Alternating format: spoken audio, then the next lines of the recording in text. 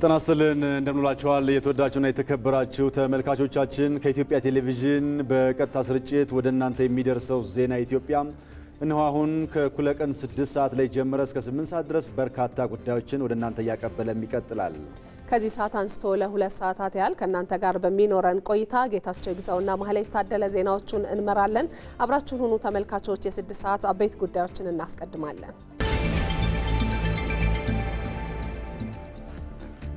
የሚኒስትሮች ምክር ቤት በዛሬው ዕለት ባካሄደው 44ኛ መደበኛ ስብሰባ በተለያዩ ጉዳዮች ላይ ተወያይቶ ውሳኔ አስተላለፈ።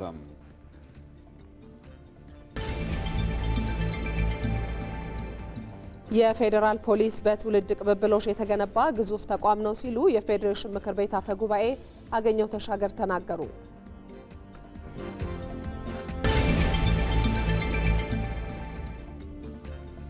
በአሰሪና ሰራተኛ መካከል ምቹ የስራ አካባቢ በመፍጠር የኢንዱስትሪ ምርታማነትን ለማሳደግ መንግስት በትኩረት እየሰራ መሆኑን የስራና ክህሎት ሚኒስቴር ገለጸ።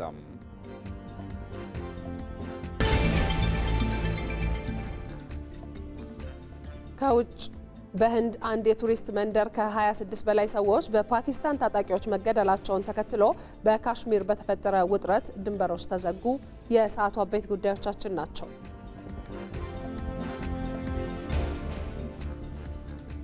እዚህ አዲስ አበባ ሸጎሌ ከሚገኘው የኢቢሲ ዋናው ስቱዲዮ ዜናዎችን ወደ እናንተ እናደርሳለን። ከዚህ ባሻገር ሪፖርተሮቻችን ስምሪቶችን ወስደው የተከታተሏቸው በርካታ ጉዳዮች አሉ። ጉዳዮቹን በተመለከተ በቀጥታ ስርጭት ወደኛ እየገቡ ተጨማሪ መረጃዎችን ያጋሩናል።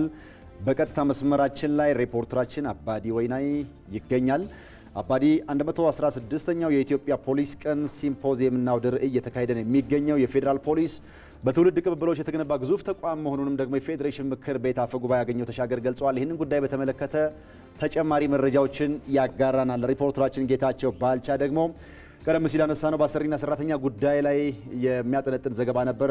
የዓለም የሰራተኞች ቀን ወይ ሜይ ዴይ በዓለም አቀፍ ደረጃ ለ136ኛ ጊዜ በኢትዮጵያ ደግሞ ለ50ኛ ጊዜ በዛሬው ዕለት እየተከበረ ነው የሚገኘው። የዓለም አቀፉን የሰራተኛ ቀን በተመለከተ ተጨማሪ መረጃዎችን ከተጓዳኝ ዘገባዎች ጋር ወደኛ ያቀብለናል። በሌላ በኩል በዚሁ ተዛማጅ መረጃ ላይ ሳሙኤል ወርቃየው ከባህር ዳር በአማራ ክልል የሜይ ዴይ ወይም የሰራተኞች ቀን አከባበር ስነ ስርዓት ምን ይመስላል የሚለውን ጉዳይም ተጨማሪ መረጃዎች እንደዚሁ እያቀበለን ይቀጥላል። የዜና ኢትዮጵያ አጫጭር ዘገባዎች ይቀድማሉ። የሚኒስትሮች ምክር ቤት በዛሬው ዕለት ባካሄደው 44ኛ መደበኛ ስብሰባ በተለያዩ ጉዳዮች ላይ ተወያይቶ ውሳኔ አሳለፈ። ምክር ቤቱ በቅድሚያ የተወያየው ከጣሊያን ሪፐብሊክ መንግስትና ከዓለም አቀፍ የልማት ማህበር ጋር በተፈረሙ ሁለት የፋይናንስ ድጋፍ ስምምነቶች ላይ ነው። ከጣሊያን ሪፐብሊክ መንግስት የተገኘው የ11 ሚሊዮን 500 ዩሮ ለአካባቢያዊና አረንጓዴ ኢኮኖሚ ልማት የበጀት ድጋፍ ፕሮግራም ማስፈጸሚያ የሚውል ሲሆን የ16 ዓመት የችሮታ ጊዜን ጨምሮ በ30 ዓመት ተከፍሎ የሚጠናቀቅ ነው።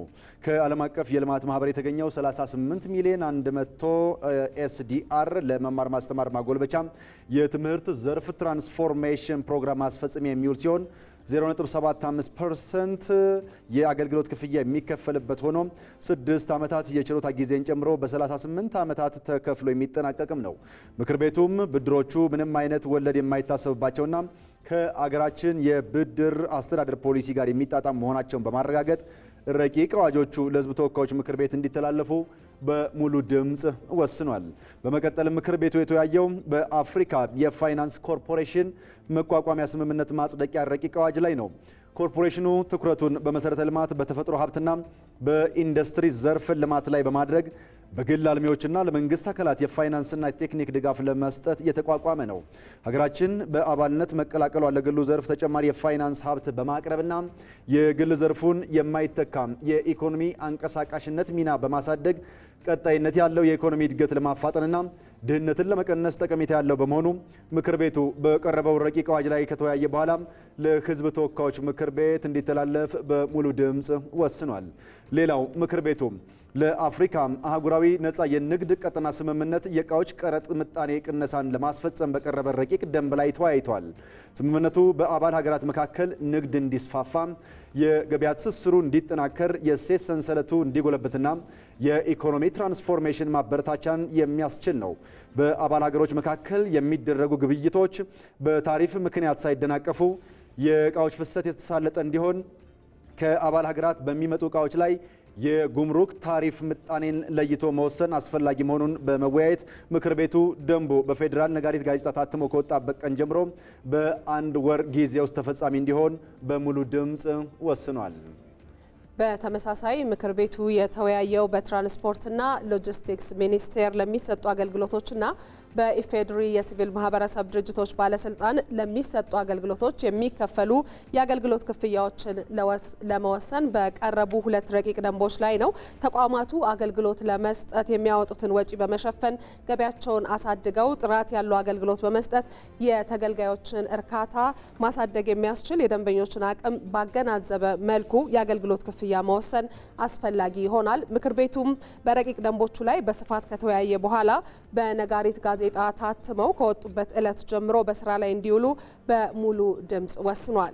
የውጭ ዜጎች የማይንቀሳቀስ ንብረት ባለቤት ወይም ባለይዞታ በሚሆኑበትን አግባብ ለማሳደግ ለመደንገግ የወጣው ረቂቅ አዋጅ ሌላው ምክር ቤቱ የተወያየበት አጀንዳ ነው። የዜጎችን የመሬት ይዞታ የማግኘትና የመጠቀም መብት በማያጣበብ መልኩ ለውጭ ዜጎች ህጋዊ አሰራር መዘርጋቱ የውጭ ካፒታል በሀገራችን ላይ በስራ ላይ እንዲውሉ ለማበረታታት የቤት ልማትና ተደራሽነትን ይበልጥ ለማነቃቃት የመኖሪያ ቤት ፍላጎትና አቅርቦት ሚዛንን ለማስጠበቅና ለዜጎች የስራ ዕድል ለመፍጠር ትልቅ ጠቀሜታ የሚኖራቸው በመሆኑ ምክር ቤቱ በረቂቅ አዋጁ ላይ በስፋት ከተወያየ በኋላ ወደ ህዝብ ተወካዮች ምክር ቤት እንዲተላለፍ በሙሉ ድምጽ ወስኗል። በመጨረሻም ምክር ቤቱ የተወያየው ከኦስትሪያ መንግስት ጋር የተፈረመውን የአየር ትራንስፖርት ስምምነት ለማጽደቅ በቀረበ ረቂቅ አዋጅ ላይ ነው። የስምምነቱ መጽደቅ የሁለቱን ሀገራት የሁለትዮሽ ግንኙነት ይበልጥ የሚያጠናክር ለአየር መንገዳችንም ተጨማሪ የገበያ ዕድል የሚፈጥር ከመሆኑም ባሻገር የሀገራችንን የንግድና ኢንቨስትመንት በማበረታታት የውጭ ንግዱን በመደገፍ ቱሪዝምን በማስፋፋት የስራ ዕድል በመፍጠርና በውጭ ምንዛሬ ግኝት ረገድ ትልቅ ጠቀሜታ ያለው በመሆኑ ምክር ቤቱ በረቂቅ አዋጁ ላይ ከተወያየ በኋላ ህዝብ ተወካዮች ምክር ቤት እንዲተላለፍ በሙሉ ድምጽ ወስኗል። ዜና ኢትዮጵያን እየተከታተላችሁ ትገኛላችሁ። ሪፖርተሮቻችን በቀጥታ የገቡ ተጨማሪ መረጃዎችን ወደሚያጋሩባቸው ርዕሰ ጉዳዮች ነው በቀጥታ የምናልፈው። የፌዴራል ፖሊስ በትውልድ ቅብብሎች የተገነባ ግዙፍ ተቋም ነው ሲሉ የፌዴሬሽን ምክር ቤት አፈ ጉባኤ አገኘሁ ተሻገር ተናግረዋል። 116ኛው የኢትዮጵያ የፖሊስ ቀን ሲምፖዚየምና አውደ ርዕይ እየተካሄደ ነው የሚገኘው። ይህንን አውደ ርዕይ የኢትዮጵያን ፖሊስ ታሪክና ሂደት የሚያስቃኙ ስራዎችም የሚቀርቡበት እንደሆነም ጭምር ነው የተገለጸው። የፌዴራል ፖሊስ በተለያዩ ዘርፎች ራሱን እያዘመነና እያበቃ አሁን ላይ በሀገር ሰላምና ደህንነት ላይ አይተኬ ተግባራትን እያከናወነ ይገኛልም ተብሏል። ይህንን ጉዳይ በተመለከተ ተጨማሪ መረጃዎችን የሚያጋራን ሪፖርተራችን አባዲ ወይናይ ነው በቀጥታ መስመራችን ላይ ይገኛል።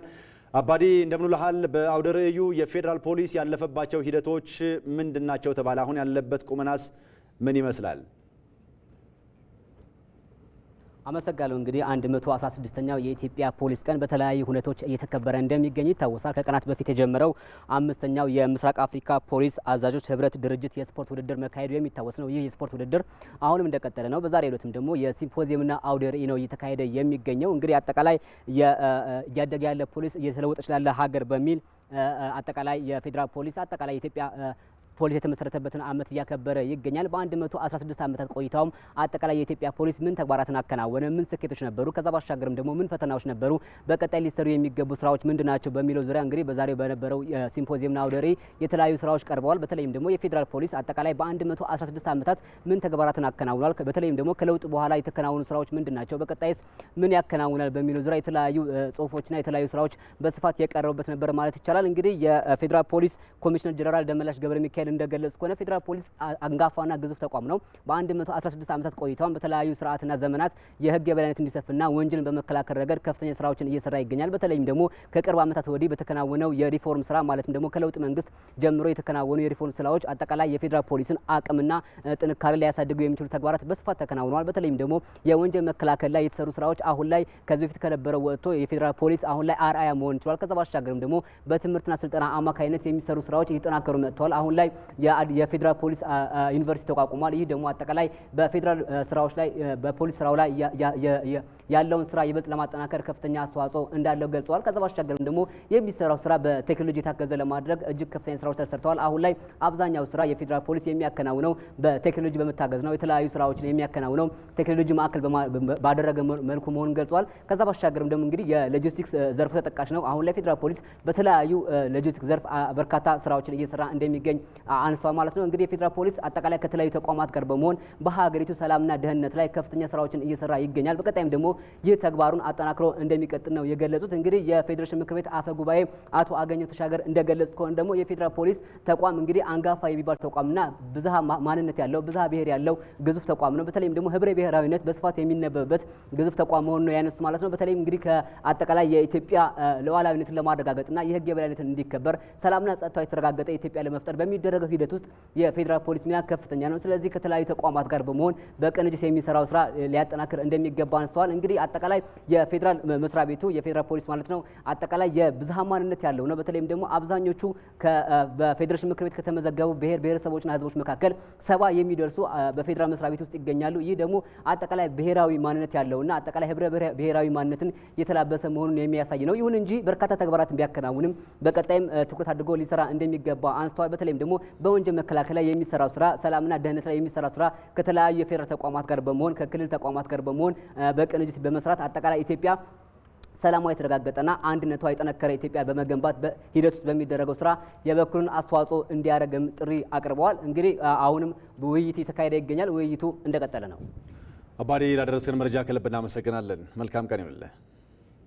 ዜና ኢትዮጵያን እየተከታተላችሁ ትገኛላችሁ ተመልካቾቻችን። ሪፖርተሮች በቀጥታ መስመር ተጨማሪ መረጃ የሚሰጡባቸው ጉዳዮቻችንም ቀጥለዋል። በአሰሪና ሰራተኛ መካከል ምቹ የስራ አካባቢ በመፍጠር የኢንዱስትሪ ምርታማነትን ለማሳደግ መንግስት በትኩረት እየሰራ መሆኑን የስራና ክህሎት ሚኒስቴር ገለጸ። የዓለም የሰራተኞች ቀን ወይም ሜይ ዴይ በዓለም አቀፍ ደረጃ ለ136ኛ ጊዜ በኢትዮጵያ ደግሞ ለ50ኛ ጊዜ በዛሬው ዕለት እየተከበረ ይገኛል። በኢትዮጵያ በአምራች ኢንዱስትሪዎችና አገልግሎት ሰጪ ተቋማት ምቹ የስራ ሁኔታ ለማህበራዊ ፍትህ በሚል መሪ ሀሳብ ነው በዓሉ እየተከበረ ያለው። ይህንን ጉዳይ በተመለከተ ተጨማሪ መረጃ የሚሰጠን ሪፖርተራችን ጌታቸው ባልቻ በቀጥታ መስመር ላይ ይገኛል። ጌታቸው እንደምን ቆይተሃል? የሰራተኞች ቀን አከባበር በምን ተግባራት አለፈ? እንዲሁ ደግሞ በበዓሉ ላይ የተላለፉ መልእክቶችስ ምንድን ናቸው?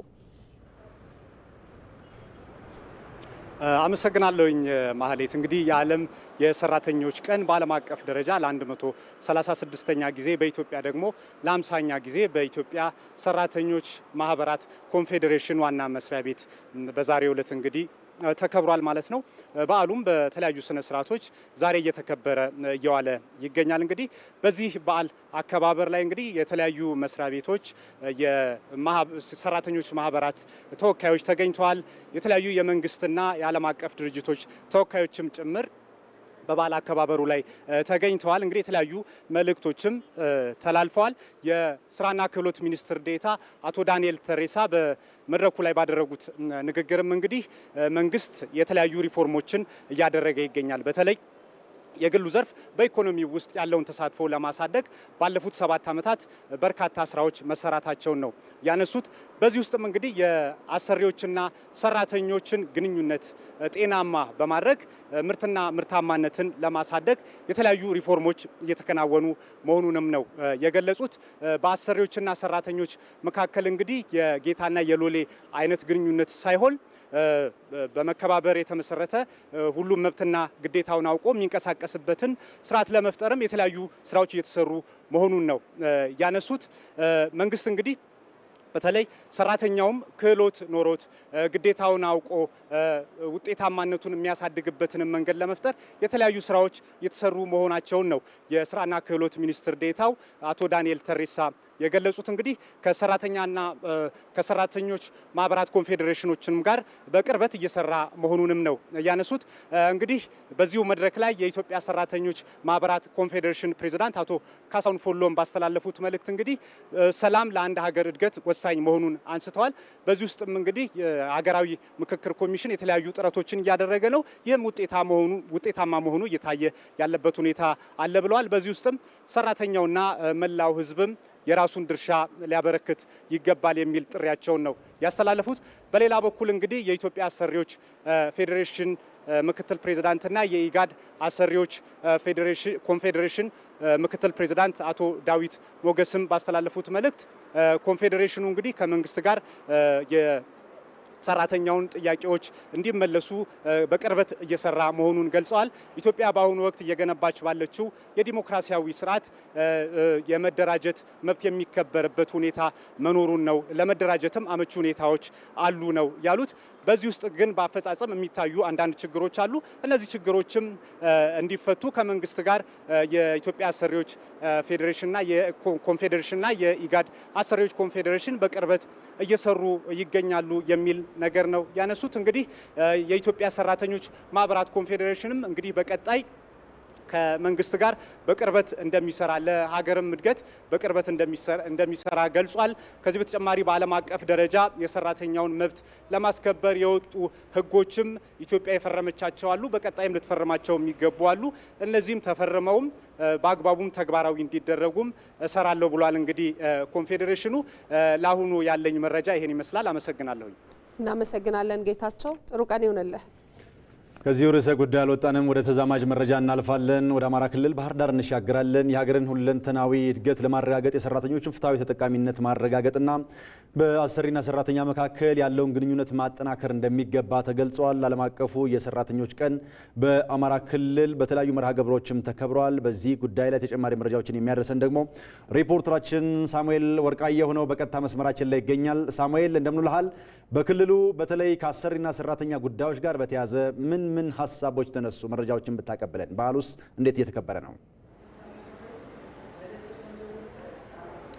አመሰግናለሁ። በዓለም አቀፍ ደረጃ 136ኛ እንዲሁም ደግሞ እንደ ሀገር አቀፍ ደረጃ ደግሞ ለ50ኛ ጊዜ እየተከበረ በሚገኘው የሰራተኞች ቀን ላይ እንገኛለን። ይህ የሰራተኞች ቀንን በአማራ ክልል ደረጃ በባህር ዳር ከተማ በኢትዮጵያ ሰራተኛ ማህበራት ኮንፌዴሬሽን አዘጋጅነት እየተከበረ ይገኛል ማለት ነው። ይህ በዓል እንግዲህ እየተከበረ የሚገኘው በተለይም ደግሞ በፓናል ውይይት ነው ማለት ነው። በፓናል ውይይቱም የተለያዩ ግለሰቦችና የተለያዩ ባለድርሻ አካላት ተገኝተዋል። የኢትዮጵያ ሰራተኛ ማህበራት ኮንፌዴሬሽን ኃላፊዎችን ጨምሮ ሌሎችም በተለይም ደግሞ የክልሉ አሰሪና ሰራተኛ ጉዳይ ባለስልጣን ኃላፊዎችና ዳይሬክተሮችም ተገኝተዋል ማለት ነው። በተለይም ደግሞ በዚህ ረገድ በተለይ እንደ ሰራተኛ የሚነሱ ጥያቄዎች መብቶችን ከማስከበር አኳያ እንዲሁም ደግሞ የሰራተኞችን ጥቅሞችን ከማስከበር አኳያ እንደ ሀገር አቀፍ ደረጃ እንዲሁም እንደ ክልል ብሎም ያሉ ጉዳዮች እየተነሱ ይገኛሉ። ከዚህም መካከል እንግዲህ ክልሉ ያለበት ሁኔታ ይታወቃል። በተለይም ደግሞ በክልሉ ካለው የጸጥታ ችግር አኳያ በተለይ የሰራተኛ ጥቅሞችን ከማስከበር አኳያ እንዲሁም ሰራተኞች እንደፈለጉ ወጥተው ከመንቀሳቀስ አኳያ ያሉ ችግሮች በዚሁ በፓናል ውይይቱ ላይ ተነስተዋል ማለት ነው። በመሆኑም በተለይም ደግሞ ለሰራተኞች ሰለባ እየሆነ ያለውን ይህን የጸጥታ ችግርም በሰላማዊ መንገድ መፍታት እንደሚገባም እንግዲህ በዚሁ የፓናል ውይይቱ አንድ አካልና የሚነሱ ሀሳቦች ነበሩ ማለት ነው። ከዚሁ ባሻገርም በተለይም ደግሞ በአሰሪና ሰራተኛ መካከል ያሉ ግንኙነቶችን ማጠናከር እንደሚገባም የተነሱ ሀሳቦች ናቸው። በተለይ በግልም ሊሆን ይችላል፣ በመንግስት ድርጅቶች አሰሪዎች በተለይም ደግሞ የድርጅቱ ባለቤት የመሆን ስሜቶች እንዲሁም የሚሆን አዝማሚያዎች እንዲሁም ደግሞ በሰራተኞች በኩል ደግሞ የበታችነት ስሜት የሚያሳዩ ኃላፊዎችና የተለያዩ አሰሪዎች እንደሚገኙ እንዲህ በዚሁ ሀሳብ ላይ ተነስቷል። በመሆኑም በዚሁ መካከል በሁለቱ ወገኖች መካከል ማለት ነው ያለውን ግንኙነት ጤናማ በማድረግ ምርትና ምርታማነትን ከማሳደግ አኳያ እንዲሁም ለሀገር ሁለንተናዊ እድገትም አስተዋጽኦ ከማበርከት አኳያ ስራዎች ሊሰሩ እንደሚገባ የተነሱበት ሁኔታ አለ። ሌላው በተለይም ደግሞ ዝቅተኛ ገቢ ያላቸውን ሰራተኞች በተለይም ደግሞ ያው መንግስት የጀመራቸው ስራዎች እንዳሉ ሆነው ዝቅተኛ ገቢ ያላቸውን የደሞዝ ስኬል ያላቸውን ሰራተኞች ታሳቢ ያደረጉ ስራዎች ሊሰሩ እንደሚገባና መንግስትም በዚህ በኩል በተለይ በሲቪል ሰርቪስ በኩል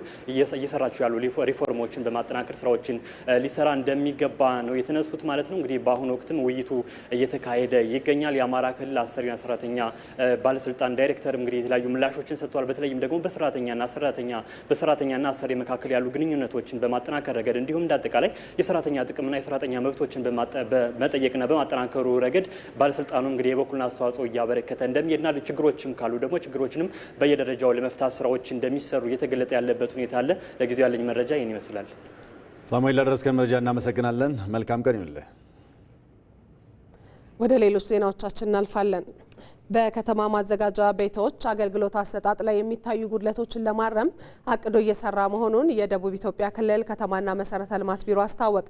ቢሮው በ9 የክልሉ ከተሞች የማዘጋጃ ቤት አገልግሎትን ለማዘመን የሚያግዝ የንቅናቄ መድረክ ከከተማና መሰረተ ልማት ሚኒስቴር ጋር በመተባበር በአርባ ምንጭ ከተማ አካሂዷል። በመድረኩ የተገኙት የቢሮ ኃላፊ አቶ ብርሃኑ ዘውዴ በክልሉ የከተሞች ምጣኔ ከ22 ከመቶ ወደ 28.5 በመቶ ቢያድግም አገልግሎት አሰጣጥ ላይ ግን ውስንነቶች መኖራቸውን አመላክተዋል። በመሆኑም በቀጣይ ጊዜያቶች አገልግሎትን በማዘመን የተገልጋዮቹን ፍላጎት ለማሳደግ በትኩረት መስራት ያስፈልጋል ብለዋል። የተሻለ ከተማ ገንብቶ ለነገ ትውልድ ለማስተላለፍ በሚደረግ ጥረት ውስጥ አመራሩ የላቀ ሚና መጫወት እንዳለበት የተናገሩት የደቡብ ኢትዮጵያ ክልል ምክትል ርዕሰ መስተዳድር ዶክተር አበባየሁ ታደሰ ናቸው። በክልሉ የማዘጋጃ ቤቶችን አገልግሎት ለማሻሻል ዲጂታል ቴክኖሎጂን በአግባቡ መጠቀም እንደሚያስፈልግም አብራርተዋል። እንደ ሪፖርተራችን ተመስገን ተስፋዬ ዘገባ በክልሉ የተጀመረው ንቅናቄ የስማርት ሲቲ ግንባታ ጽንሰ ሀሳብን እውን ለማድረግ የተጀመሩ ስራዎችን እንደሚያጠናክርም ተመላክቷል።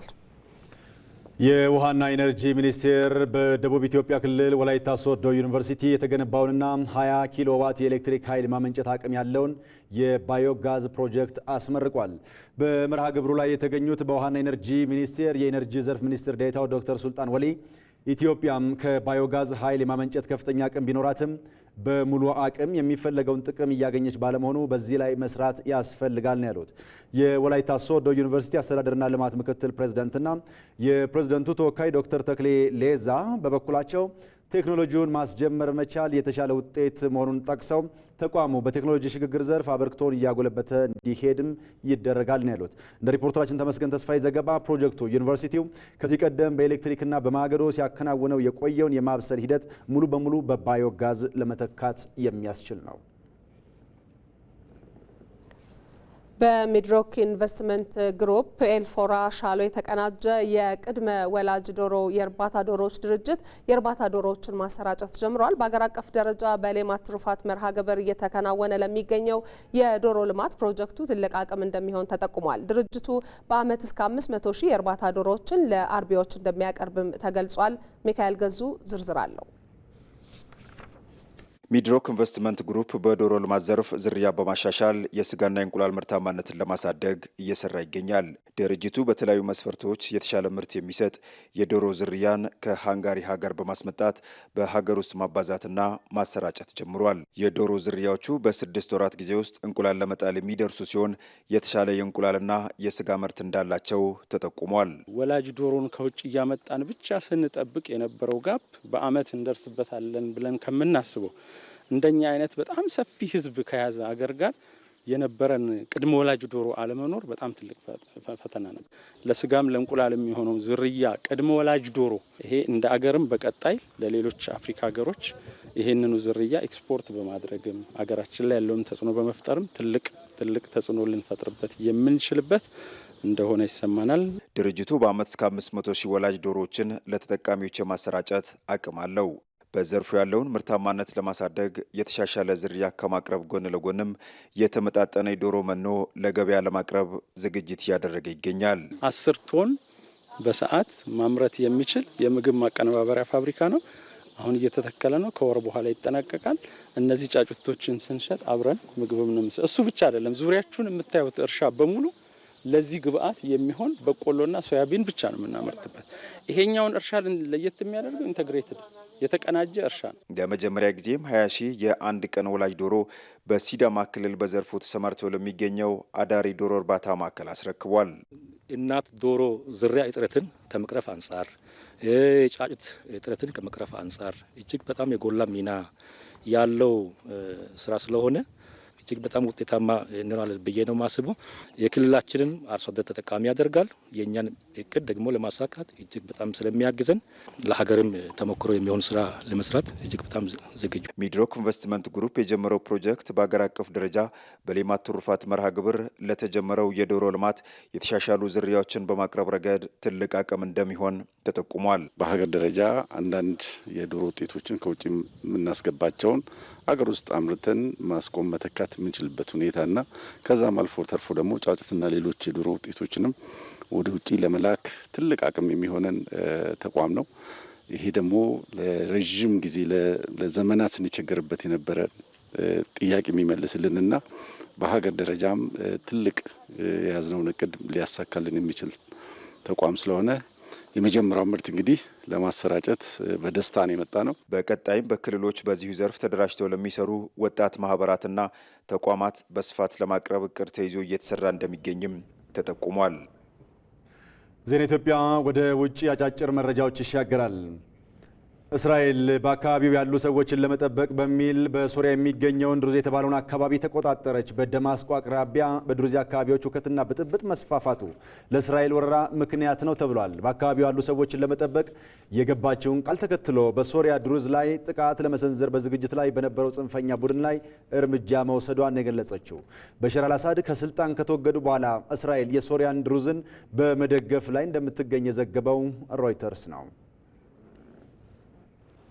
በካሽሚር ባለው ውጥረት ምክንያት ድንበሮች ተዘጉ። የፓኪስታን ታጣቂዎች በጎረቤቷ ሀገር በአንድ ቱሪስት መንደር ላይ ከ26 በላይ ሰዎችን መግደላቸውን ተከትሎ ህንድ እርምጃ ትወስዳለች ተብሎ ተፈርቷል። ይህን ተከትሎም ፓኪስታን ሁሉም የጦር ኃይሏ በተጠንቀቅ እንዲቆም አዛለች። ሀገሪቱ ከህንድ ለሚመጡ በረራዎች የአየር ክልሏን ስትዘጋ፣ ህንድም በፓኪስታን የሚኖሩ ዜጎቿን ለቀው እንዲወጡ አዛቸዋለች። በሁለቱም በኩል ያለው ወታደራዊ ዝግጅት ጦርነት በማንኛውም ሰዓት ሊጀመር እንደሚችል አመላካች ነው ተብሏል። በህንድና በፓኪስታን መካከል ባለው ውጥረትም በካሽሚር ውስጥ ድንበሮች መዘጋታቸው ተገልጿል። ዜጎችም ስጋት ውስጥ ገብተዋል። እንደ ፍራንስ 24 ዘገባ ሁለቱ የኒውክሌር ታጣቂ ሀገራት ወደ ሙሉ ጦርነት የሚገቡ ከሆነ ዓለም ሌላ ፈተና እንዳይገጥማት ተሰግቷል ተብሏል።